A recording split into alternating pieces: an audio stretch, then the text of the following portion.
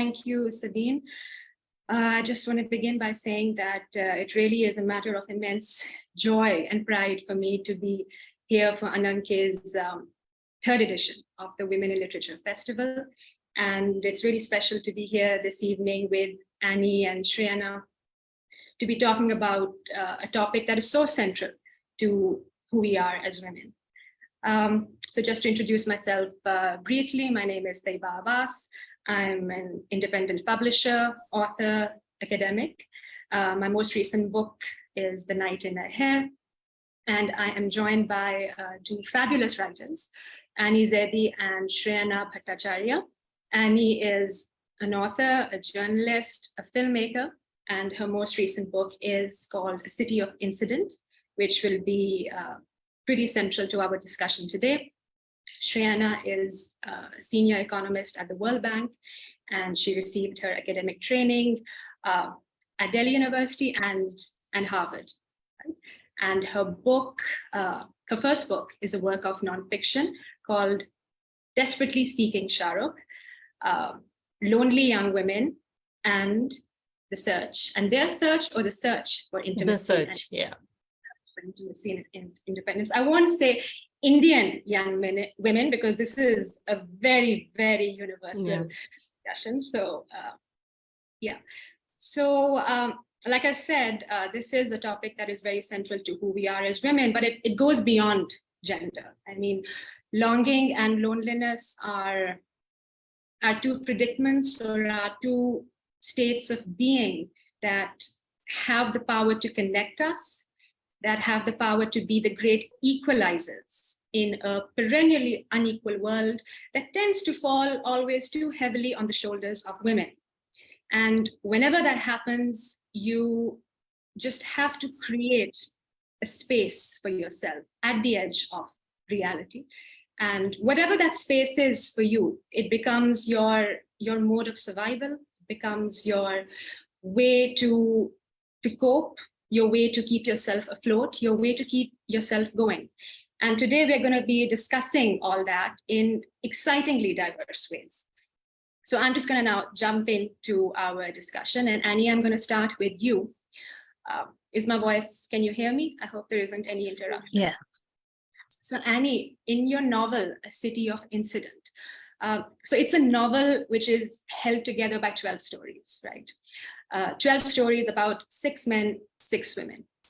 And interestingly, you leave your characters unnamed. And apart from their unnamedness, you talk about a city, or there's a city in your work that is the chief protagonist. And again, it's an unnamed city. It's a mega city, supposedly Mumbai, right? And then of course there's this train station. I mean, and that's the center of movement in your work.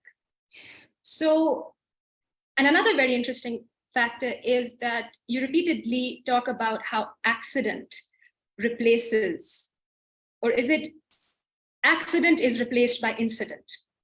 So that in a way makes your characters inured to the world around them. They are almost inured to the despair and the deprivation that they find themselves in. So I would say it's the world that you present there is a world where human connection is broken, but at the same time, there's a very overpowering presence of physicality, of bodies on the skywalk, hinted at behind balconies and conjured along railway tracks. And that presence perpetuates and breeds dire poverty, infanticide, betrayal, suicide. So is there a way out of all this, or is it annihilation? Yeah. Well, one thing I've done is I haven't named the city, although anyone who's been there immediately recognizes the city as being Bombay. But I would say actually more and more all big cities are turning out like that. Maybe in the 80s and 90s, Bombay had a unique status in just the crush and the kind of people there were and the kind of and a certain kind of urban isolation. Certainly I experienced that when I first moved to the city, and I hadn't seen a city like that before. Of course, I hadn't seen too many cities at all before that. I mean, I only knew one city, that was Lucknow. And then you come to a city like that, truly a megapolis in every sense of the word. I think I was struck by these two contradictory experiences. One, the overcrowdedness, and two, the isolation and loneliness. And over the years, I've seen the city change over 2 decades. And this novel is really my way of trying to come to terms with my experience in the city and observing other people and trying to also understand their lives and understand how people's lives intersect.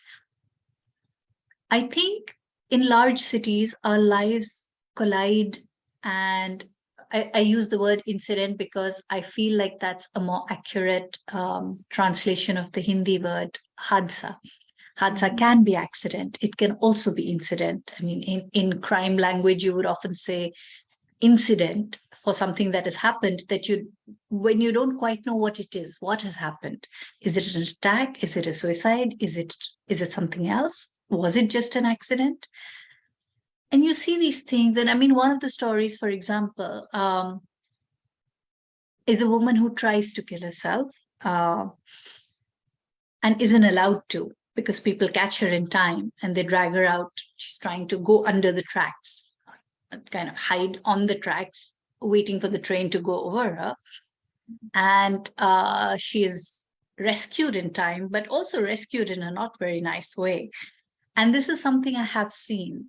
Now, I don't know whether the woman was really trying to kill herself or whether it was something else. What I saw, which is this woman being dragged out just in time before the train went over her. And I saw the response of the people around. They were mostly just angry that she would try to delay the trains.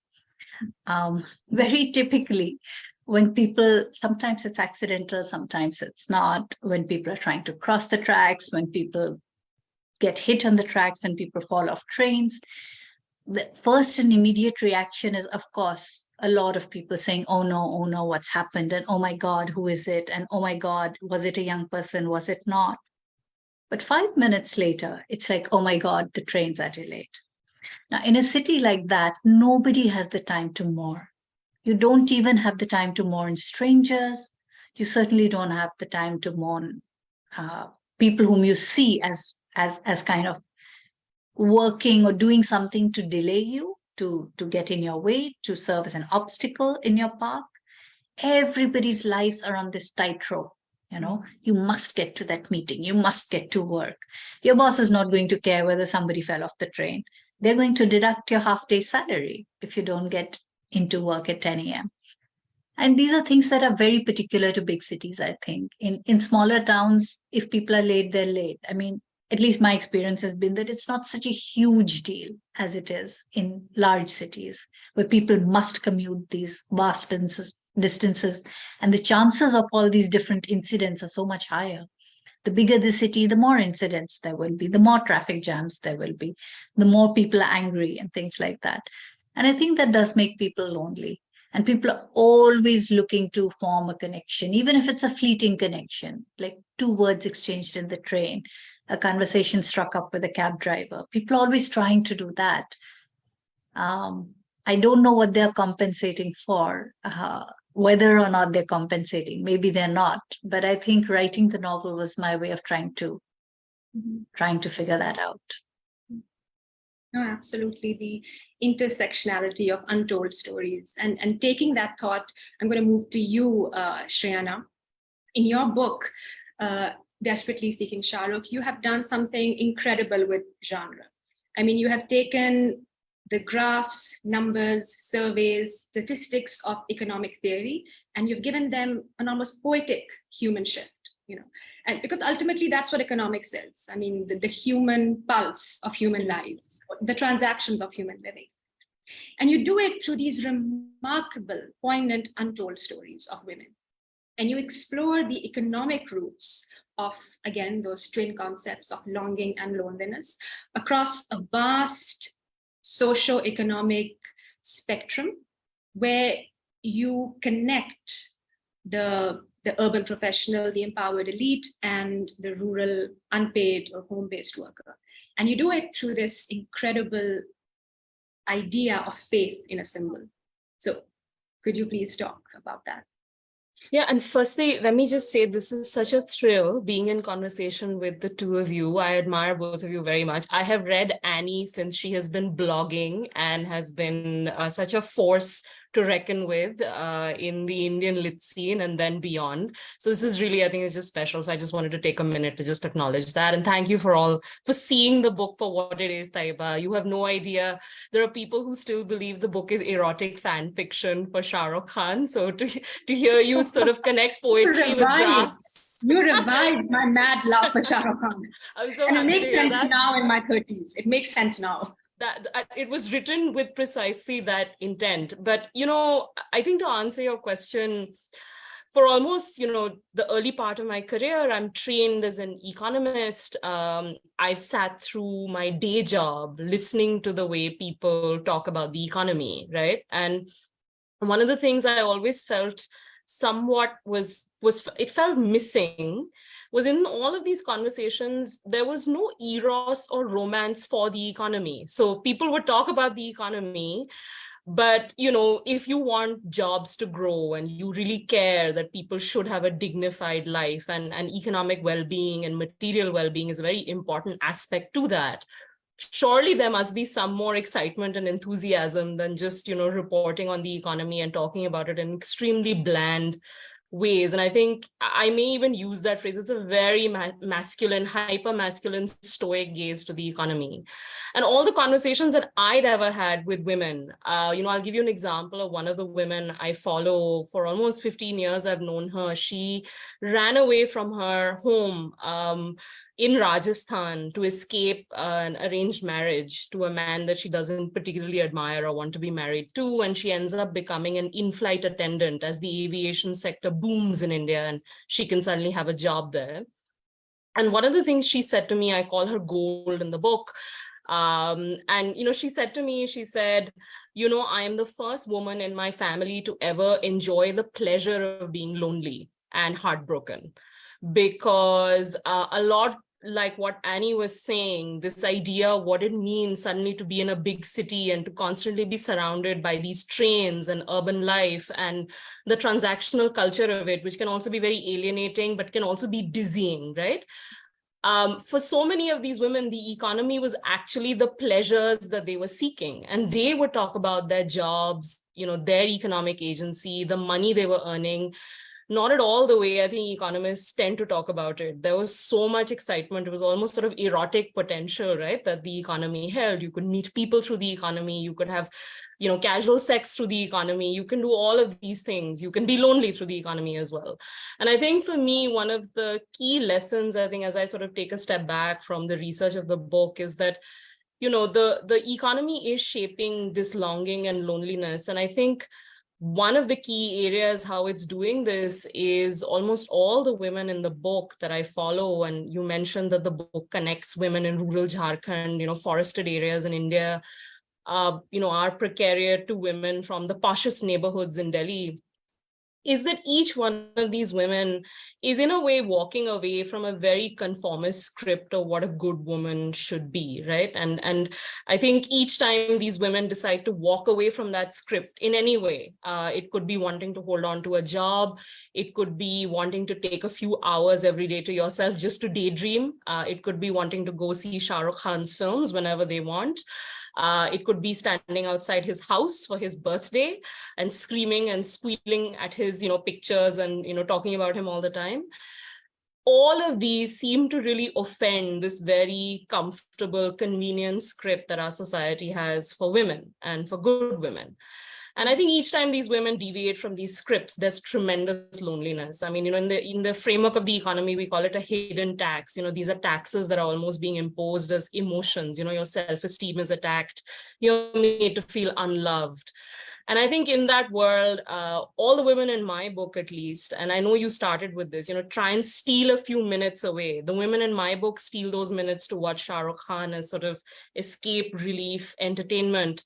But I realized when I was listening to these women describe why they loved a particular song or why they loved a particular film, it was never actually just Mr. Khan. They were actually talking about how much they learned through those very trying episodes of feeling lonely and feeling taxed when they turned to him. And I think it's such an important pathway for them to just be fully self-actualized human beings. I think that's essentially what the book, if you look at the stories and the life histories of the book, that's essentially the story it's trying to tell you. And I think the economy plays, sort of dual roles. It structures this loneliness by saying, well, if you're going to be a woman who wants to earn her own pleasure, earn her own money, we will make you feel lonely. And the flip side of it also is that the economy has tremendous erotic potential, which has a kind of, twin loneliness that I think Annie and you've also both alluded to. And so to me, I think it was, the interesting intersections of the economy and these feelings of love, loss, and longing, and the erotics of it. That's sort of what I was interested in. I wanted to tell, I keep saying it's an emotional story of the economy, but it's perhaps also an erotic story of the economy, right? About what the economy actually can mean and the kind of fantasies that it almost unleashes in so many people when they start to participate. And it's very formal and very constrained structures. So yeah, I think that's broadly, where at least the economy seems to intersect with love and longing, I think, in response to your question. And I'm really glad you mentioned Gold's story, because that brings me to my next question. And it's a point of intersection between you and Annie, because you both do bring out this emotional conflict that is brought about through place. And I think place, and I'm biased when I say this, but of course this applies to literatures all over the world. But when it comes to South Asian literature, place becomes such an exciting thing in a writer's hands, because it's this malleable construct. I mean, place is what you make of it. It's something that gets defined or stained by gender, and of course personal experiences and personal memories and trauma and joy. So, and Annie, I'm just going to read this quote from one of your stories. You talk about, this is the quote, this urban habit of hovering so far above the earth, it is not healthy and natural. So this idea of living in a city, this mega city, and so disconnected from the earth, from reality, I suppose, like your feet are not touching the earth, you're like high up in the air. So you're playing with architecture, I suppose. You're just playing with this, the visual image of cities.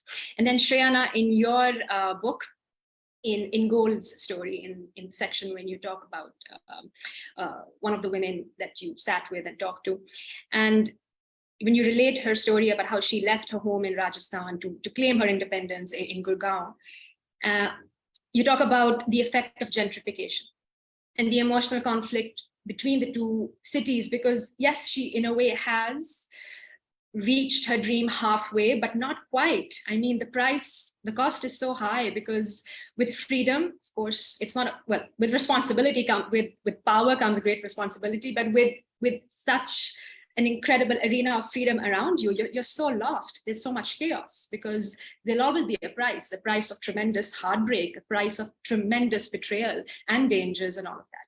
So there's this section in Gold's story when she, like, just for a minute, perhaps, she thinks about her family home, her family courtyard.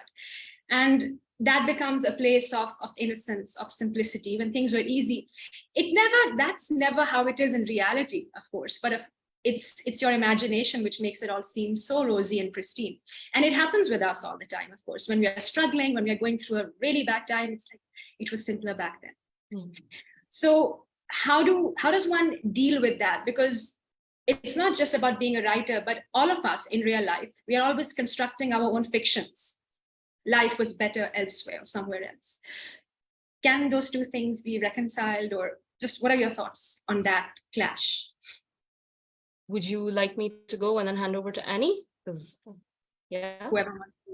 Yeah, okay. I'll react just quickly to Gold. One of the things, Taiba, that I was really trying to emphasize with this is that Annie, myself, and this is probably true for you as well, we're probably the first generation in South Asia of a set of women who have actualized ourselves in a certain way. And we are a very tiny minority who have really moved away. I mean, I realize I'm speaking on your behalf, but I sense, having read both of your works, that I think I might be, correct in what I'm about to say, which is that I think many of us have moved away from what was considered the more acceptable, understood path, at least, home. And I think this is true for all the women that I follow, including Gold. And one of the things that she really struggles with when she moves away is that there are no traditional playbooks or scripts that she can rely on, right? She says this to me, she says, my sister married exactly who my family told her to marry, and she will always, she can rely on the family in case her husband doesn't treats her poorly. If she wants to understand how to navigate her marriage, they go to the same grocery store. She uses that, and she says, I'm the first person to go to another grocery store, and I didn't know, how the prices and the interaction with the shopkeeper was supposed to work. She doesn't have any scripts that she can rely on. So she's relying on Shahrukh Khan and the Kardashian sisters and urban life in Delhi and this mix of cultural signals to try and help her navigate, right, this path, this clash, which you talked about, right, this idea of the romance for a simpler time vis-a-vis the adventure of her current moment. And I think you see this in this generation of women, and it still continues to be, and in India, in fact, unlike many other countries in the world, it's actually a generation that's almost in decline, because there are fewer and fewer women in the paid economy. There are fewer numbers of Golds out there. And I think in that world, the loneliness then becomes compounded, because you realize that you are actually in a minority, not only statistically so, and there is a kind of loneliness when you recognize the statistical improbability of being a woman who actually has these kinds of economic aspirations and personal aspirations of her own, how much she deviates, right, from the standard norm. But there's also this loneliness of recognizing that then the burden is your own, because while you can yearn for the courtyard, and it's a courtyard where actually, as you recall from the story, she's faced violence, because this was the courtyard where, when she went to watch a Shahrukh Khan film with a German quasi-boyfriend, her family was extremely upset, and then they locked her up essentially in a room because they did not want her being out and about. And yet she now looks back, and I interviewed architects, for example, about how they understood the courtyard, and they basically, and I describe this in the book, they essentially see it as like the final shelter. And in fact, one of the architects I interviewed said, well, Shahrukh Khan's become her courtyard. Now he's the one that during a very, very depressive stage, she watches all these documentaries where he's talking about his back pain, and she's obsessed with Shahrukh Khan and pain, because she needs these maps and these signposts from her hero, someone she feels speaks her language somewhat, because she has no cousins, no other family or a network of friends to really openly talk about her sexual desires and her romantic longings and her loneliness, because there's also a kind of shame attached to that conversation, right? Even the conversation we're having right now, it's a difficult conversation for most people to have, particularly in South Asia. So I think, to me, it's interesting. I think part of what creates that romance for the courtyard and almost longing for tradition is actually the fact that tradition offers you this kind of safety blanket in a way, right? And it offers you, to use an economic term, it's almost a social insurance mechanism, that if things go wrong, well, the family might come out to help you, at least in her case. And I think that builds that romance. And yet all these women, while they hold that romance for a time that's gone by, they're extremely steadfast in holding on to their future, and they're not negotiating with it. And she says, I'd prefer loneliness in Gurgaon vis-a-vis conformity in Jaisalmer. And I think that's a trade-off many of us have made. Thank you. I'll just pick up on something Shrayana was saying. So apart from the trade-off, everybody has to make some kind of trade-off in life. I think one has to choose one's particular loneliness. This applies, of course, to both men and women, but more to women, I think, because the choices are more restricted. it tends to be a bit of a zero-sum game for women, because I was just reading this. I'm not even sure, because on social media these days, everybody's quoting some fake quote of some famous person. So it's probably a fake quote, but I'll quote it anyway. Somebody quoted Amrita Pritam saying, in Hindi, saying that औरत का पाप फूल जैसा होता है, वो पानी के सतह पे तैरता रहता है, और आदमी का पाप पत्थर जैसा होता है, वो डूब जाता है. It's a bit like this, when women make mistakes, I won't say pap because that is sin and all that, but if women are seen to make a mistake or seen to in some way violate the social contract or to transgress in some fashion, deviate from the norm, the script that has been put out for their life, the fact of their deviation is so visible.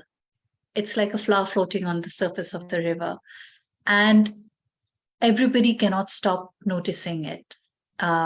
It's not like even if you see it as a mistake, the women themselves may not see it as a mistake. Even if you just see this deviation as a mistake, you can't look past it. It becomes everything that defines you. While this is not so for men. When they deviate, the fact of their deviation sort of goes underwater. It sinks. And everything else about their personality, they can constantly reinvent. They can have a multifaceted life, Their deviations are not talked about in the same manner. And for women, the deviations from the script become the thing that defines them. And it produces intense loneliness.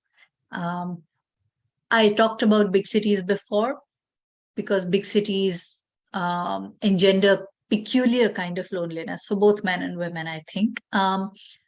But what Shrayana also said about, for example, the pleasure of seeking loneliness, this is only possible in big cities. In smaller towns, in more conservative spaces, you don't even have the luxury to seek out loneliness or isolation, because that is seen as a deviation.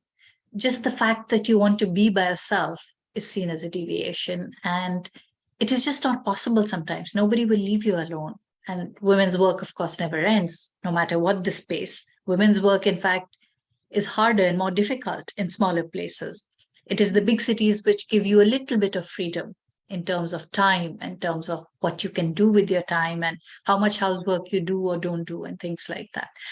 So I think that the quality of loneliness changes from space to space, from place to place. And sometimes moving to a big city is also about making a conscious choice about choosing one particular kind of loneliness over another. You don't want to be lonely within your family. If you stay, you are still lonely. It's just that you're full of longings that you cannot express. And sometimes moving to a big city, you're lonely too, but perhaps you can express those longings then. Allow yourself to be that longing, heartbroken person, which in smaller towns, I think that the possibilities of expressing that self are, no matter how heartbroken you are, you're not allowed to express that. I think for women, the move to the big city, the quest for a job, for freedom, is also about letting yourself be something else. Sad maybe, but something else, a different kind of sad, not sad the way your grandmothers and mothers were. That's what I think. Allowing yourself to be that lonely, heartbroken person. That is such a beautiful way of putting it, really. And it's a line that's really going to stay with me for a long time. I think I only have time for one more question, but I know that if my last question doesn't feature Shahrukh Khan, I'll never be forgiven. So Shrayana, I love how you talk about him as a female icon, and that he is the kind of actor you really begin to understand and value and love and appreciate in your 30s, because tried and tested, absolutely. And you talk about him as a metaphor. You talk about the imagery in his films. You talk about how he's a category unto himself. Well, maybe because he's the vulnerable one, he's the anxious one, and he breaks the mold and he redefines masculinity on screen. And yet you say that he's, of course, not a feminist icon. And I understand that, the clash between the female gaze and the feminist gaze. I mean, there's a huge divide in between. And Annie, I would love to know your thoughts on this, because you're a filmmaker too. So So this is a question that we all live with every day. I mean, we struggle with it, right?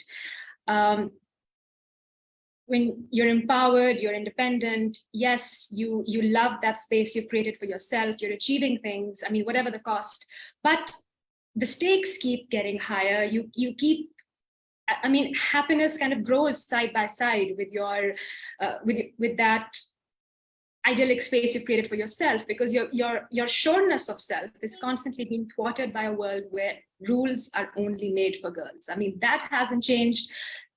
I don't see it changing for a long time. So is it possible to ever reconcile the female gaze and the feminist gaze? I mean, if in your quest for love, in your assertion of desire, can there ever be a meeting point? Because it's all about power, ultimately, intimacy and all, it's all about conferring power on something else. So, and the language of films, I mean, it all has a huge role to play in the narratives we construct for ourselves. So is it possible to reach this meeting point between that inch between reality and fantasy, between preconceived notions or expectations and lived experiences? Anyone who wants to go first? Annie, I'm going to ask you, it's a very tough question, so I'm going to throw it to you first. Okay. I actually don't think that these are irreconcilable, the feminine gaze and the feminist gaze. But I do understand the question in terms of, that in terms of there being a divide. I certainly think that there is a divide, no doubt about that. For example, many of Shahrukh's films are totally not feminist, and most of them actually, they are not feminist. I can't think of a single one that is feminist. That is zero is. Zero. Okay, zero maybe.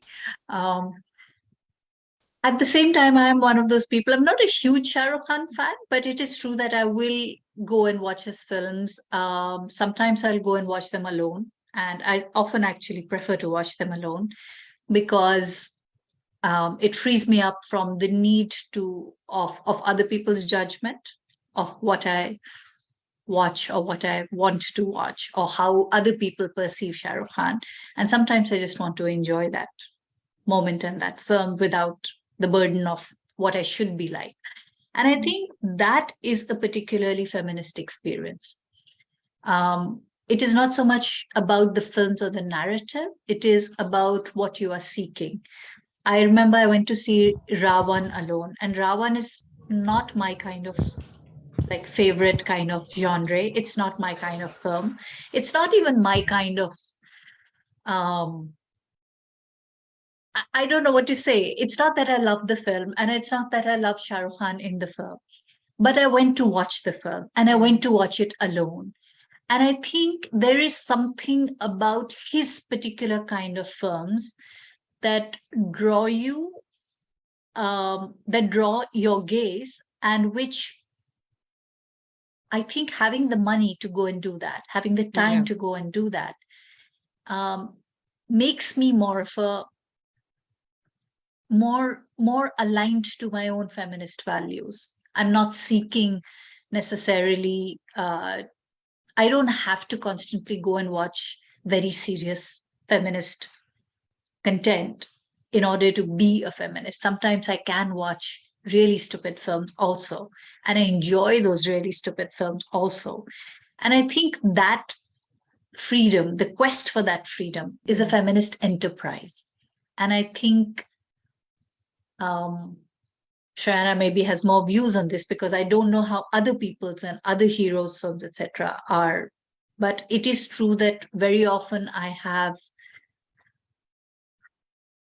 talked to other people who are big fans of other stars, and I seem to sense that their values clash with mine. And I think that is some PhD waiting to be done somewhere there.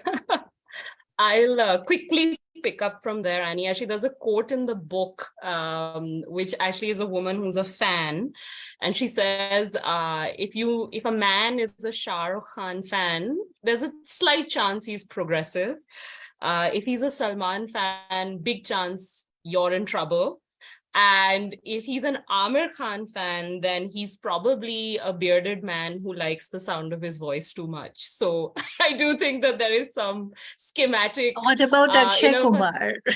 I didn't meet any fans of his. I think that's all. Fortunately, none exist in my universe. But I think just, no. So I do want to actually echo everything Annie just said, because in fact, in the book, one of the things you realize is just the idea of seeking your own joy, right? And organizing, and you see this in the book, women in rural Rampur and UP organizing screenings together, women's televisions getting broken, and then them saving and buying another TV.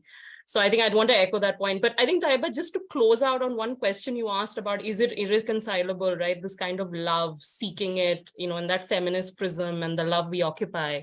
I don't believe love is about power. So the last chapter in my book, it's called Loveria. I think it's a disease to think love is about power. I think if we, in the world of very soppy films, if we think of it as an act of generosity and mutuality, I do think, this kind of hustle culture of love that we have right now, where if you have X size waistline, then I'll love you more. If you conform to certain scripts, I'll love you more. If we stop doing that, if we stop transacting in love as some kind of commodity, I think that's where the reconciliation lie. And I think so many of the women I follow love Mr. Khan's films because they feel gloriously impractical, because there are places where actually this kind of bargaining and barter has just stopped, right? So I do think there's a place for reconciliation. I just think we have to perhaps take a step back and remove power out of that conversation and our conceptual model of love. I think that will make things a lot more easy for all of us and remove the shame and stigma attached to it as well. Thanks. And that's a very powerful note to end on, and a very optimistic one. And Sabine is here, which means I need to wrap up. But thank you both. This has been such a reflective and self-confronting conversation, and everyone who tuned in, I hope they all carry something from this conversation, something that will uniquely speak to them. And of course, there'll be a lot of Shahrukh Khan binge watching tonight happening all over the place. So that's a given.